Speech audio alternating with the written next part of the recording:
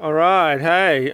So this is the weekly questions answered. So just for this week, I thought I'd decide to answer two questions, just for a bit of a change. So the first one was from Monica. So she says, "I'm feeling lost and anxious, and wondering what to do next." So let me just ask my guides. They're saying, all right, they're saying, look, there's so much congestion up in your head, and there's so much emotional congestion that's going on with you. You know, you're thinking about 20 things at once, you're thinking about the past, you're thinking about the future. You know, you're really filling your head up full of a lot of stuff. They're saying, cut it down to basics, do some grounding. It was on the other video, the weekly reading. This is really about you taking stock of what you're doing. Oh, sorry for that, sun. It might be a bit hard to see me. I'll just hold the phone.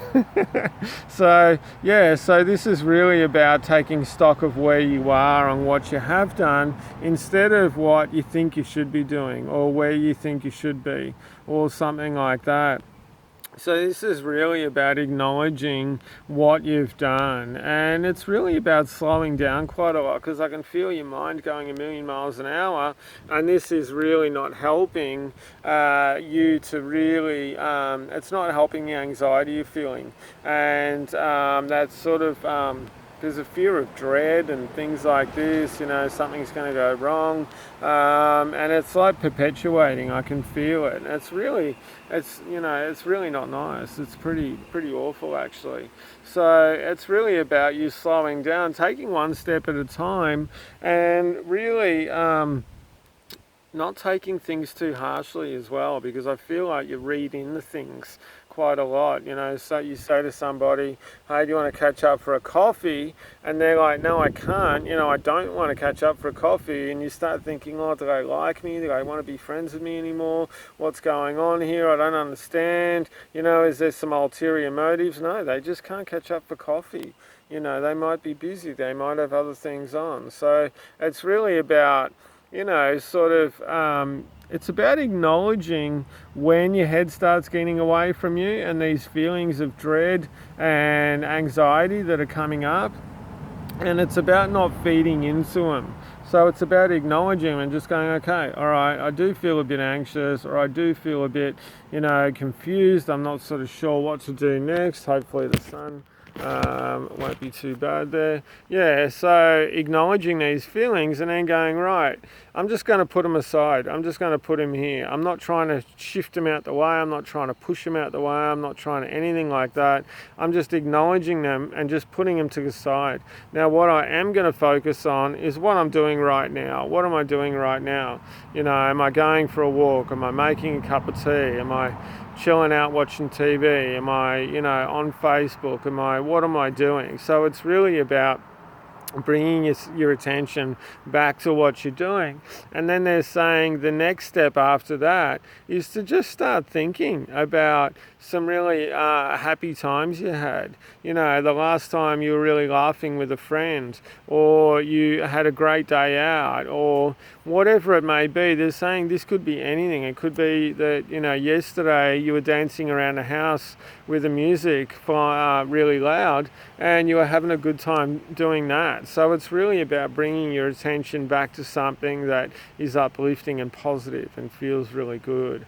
So I hope that helped you out, Monica, and yeah, I hope that helped out. So we're on to the next question. So this is from PIAF. You know who you are. I have to summarize this a bit. So you want to cut back 3 days of work. Yeah, you want to cut back 3 days of work and do some more volunteering to gain experience to do what you're passionate about. All right, so what's that about? Okay, there's a little tight. It's a little bit tight there. I feel like you're going to be able to swing it. But they're saying it really depends on you. I feel like if you cut back on 3 days of work, it's going to be a little bit tight money-wise and that sort of thing. So they're saying, you know, this would be good for you to do a bit more volunteering and gain experience. and that sort of thing. But they're saying this is partly the way you're thinking about it as well. They're saying that, there is some work out there, actually not 100% in your field exactly where you want to go, but they're saying that it's going to be a step into the right direction and into where you want to go, and it's actually going to be paid work. But I feel like they just showed me that it could be two days a week, so 16 hours a week. So they're saying, a lot of this stuff, all right, they're telling me that a lot of the reasons, not the reasons, but the sort of perception you've got at the moment with the volunteering and gaining experience and that sort of thing, some of it's been handed down from other people to you. Like, the only way you're going to get a job in the field that you want to and the field you're really passionate about is if you go and volunteer for some other companies for a good, year or 2 or 3, and then, they'll give you a job at the end of it. And yes, this does work in that way. And they're saying that doing volunteering is actually a really good thing, but it's not the only way of doing it. And they're saying, hey, why don't you split this? Why don't you, do some paid work, or look for some paid work, because I feel that there is around you. Look for some paid work that is in a similar vein of where you want to go, where your passion lies, or you can see that it's a step. So it might be giving you, I'll hold the phone again because of the sun, it might be giving you some of the much needed experience that you need to be able to put that on your resume to get into a field that you really want to get into, and that sort of thing. They're saying it's about you not being too tunnel visioned, not being too sort of thinking that there's only one way of doing it and that's the only way of doing it. Now they're saying, look, if you do want to completely cut out the work, cut out the 3 days a week, just work 2 days a week and do some volunteering, it's going to go well.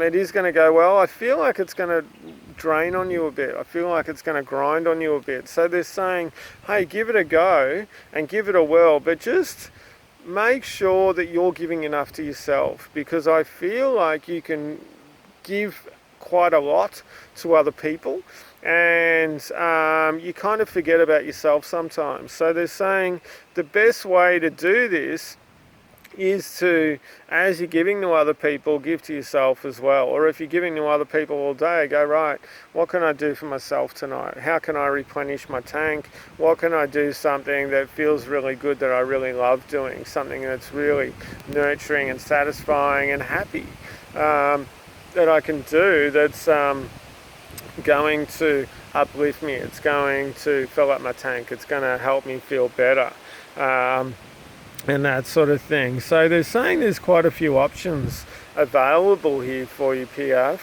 and but you're not able to see them all because you're a little bit too locked in to what you've been told, or what you have thought that is the only way to go. So I hope this has helped you. I hope this has helped you both. Oh, it's getting a bit windy here. I hope this has helped you both. If you could leave a comment on the YouTube box underneath saying if it helped you or if it didn't help you, hey, that's okay as well. And then, just let me know. Give me some feedback. All right. Well, thanks for your comments. Thanks for your questions. And have a great day.